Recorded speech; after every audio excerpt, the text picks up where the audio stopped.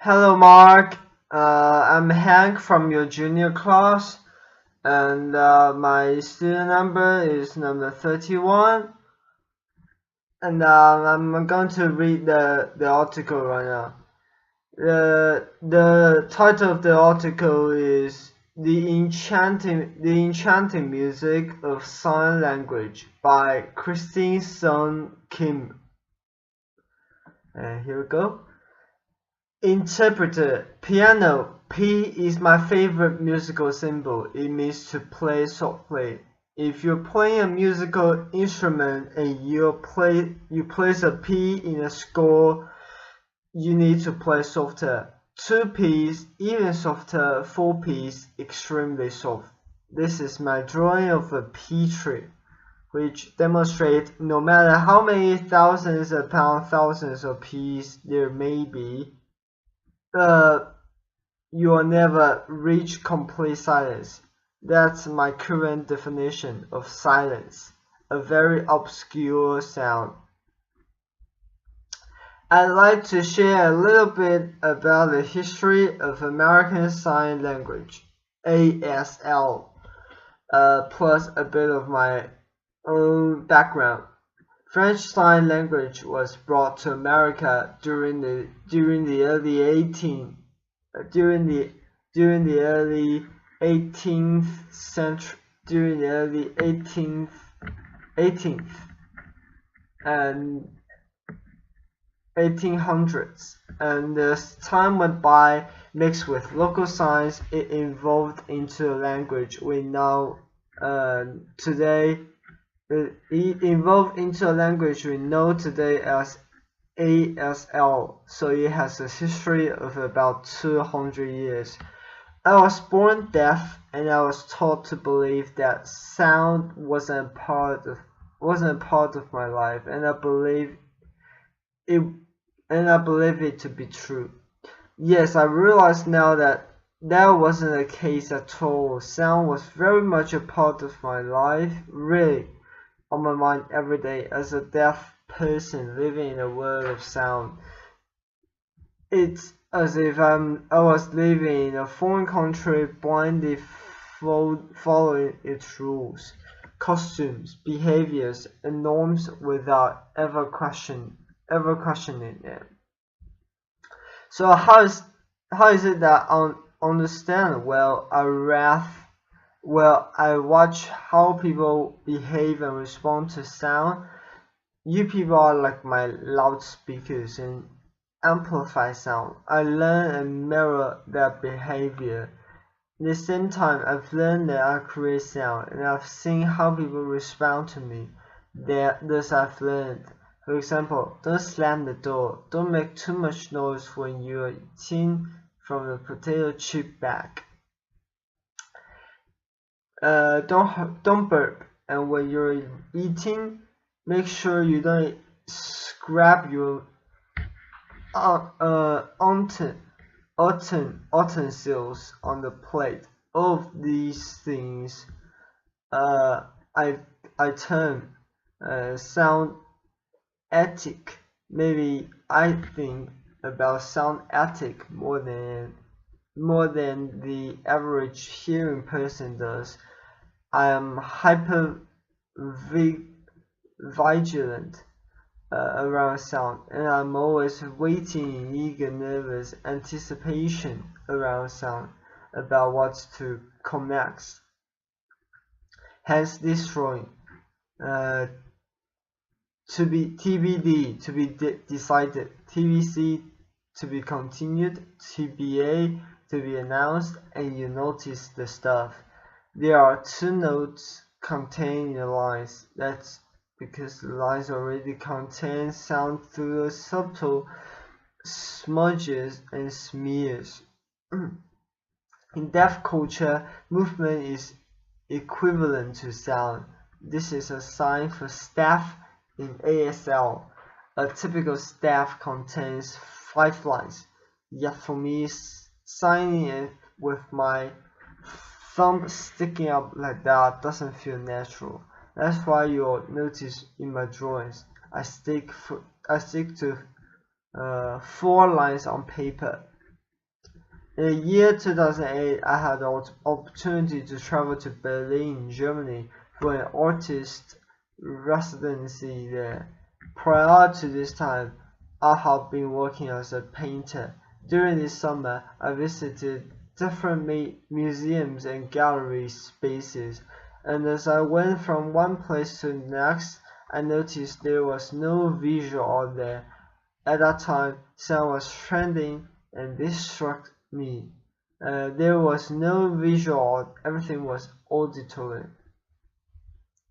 Now sound has come into my art territory. Is it going to further distance me from art? I realized that doesn't have to be the case at all. I actually know sound.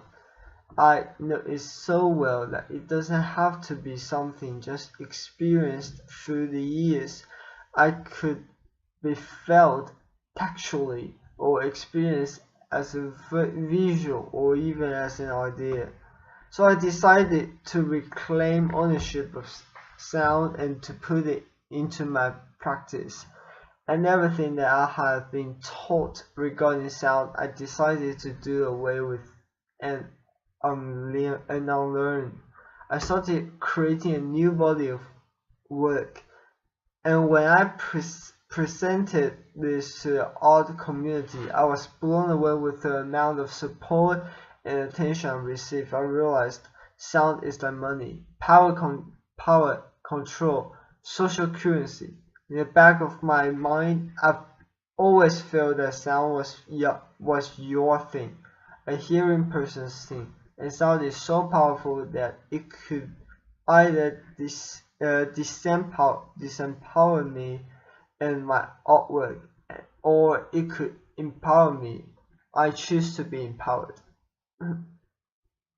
There's a massive culture around spoken language, and just because I don't use my literal voice to communicate in society's eyes, it's as if I don't have a voice at all. So I need to work with individuals who can support me as an equal and become my voice.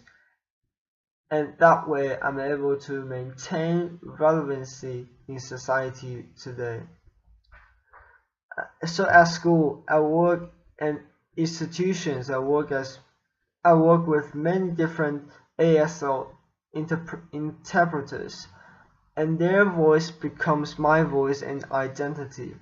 They help me to be heard, and their voices hold value and currency. Ironically,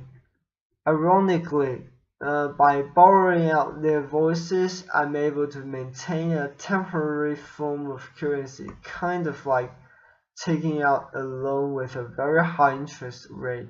If I didn't continue this practice, I feel that I could just fade off into oblivion and not maintain any form of social currency. So with sound as my new art medium, I delved into the world of music, and I was surprised to see similarities between music and ASL. For example, a musical note cannot be fully captured and expressed on paper, and the same holds true for a concept in ASL. They are both highly spatial and highly inflected, meaning that subtle changes can affect the entire meaning of both signs and sounds. I'd like to share with you a piano metaphor to have you have a better understanding of how ASL works. So envision the piano. ASL is broken down into many different grammatical parameters.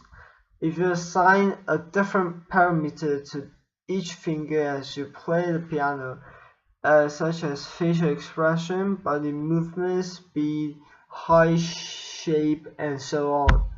As you play piano, English is a linear language, as if one key is being pressed at a time. However, ASL is more like a chord. All 10 fingers need to come down simultaneously to press a clear concept or idea in ASL.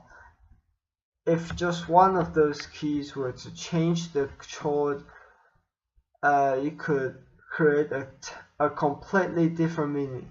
The same applies to music and in regards to pitch, tone, and volume.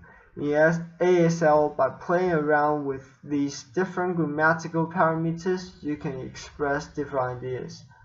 For example, take the sign to look at. This is a sign to look at. I'm looking at you, staring at you. Oh, busted. Uh-oh. What are you looking at? Oh, stop. I then started thinking, what if I was to look at ASL through a musical lens? If I was to create a sign and repeat it over and over, it could become like a piece of visual art.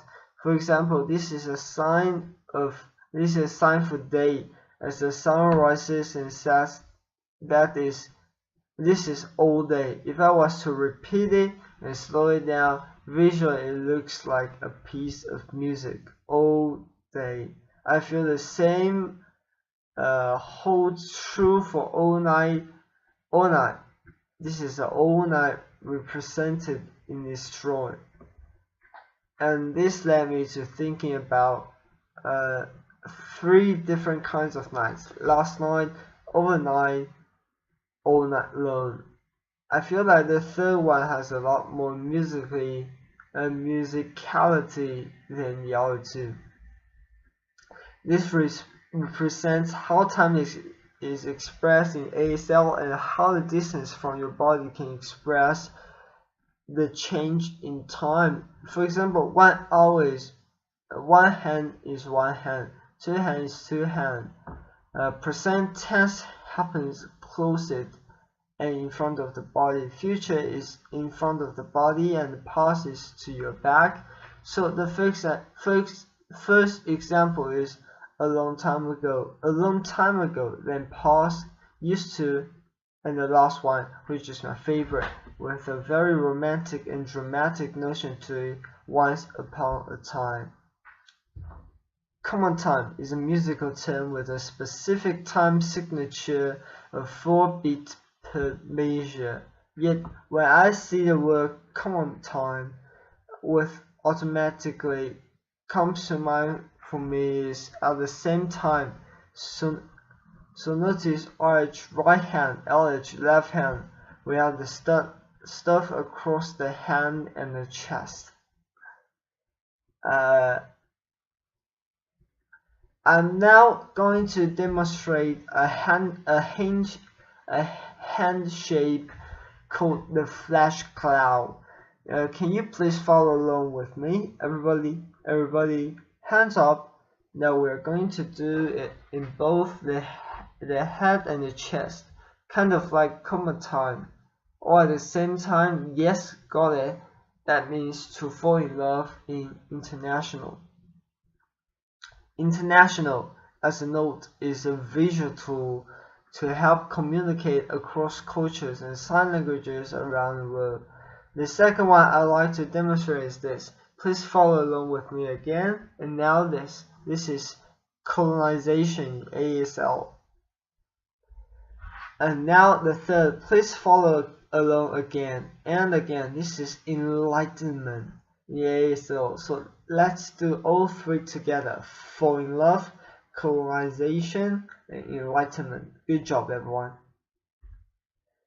Notice how all 3 signs are very similar. They all happen at the head and the chest, but they convey quite different meanings. So it's amazing to see how ASL is alive and thriving, just like music. However, in this day and age, we live in a very audio-centric world, and just because ASL has no sound to it, it automatically holds no social currency. We need to start thinking harder about that define social currency and allow ASL to develop its own form of currency without sound. And this could possibly be a step to lead to a more inclusive society, and maybe people will understand that you don't need to be deaf to learn ASL, nor do you have to be hearing to learn music.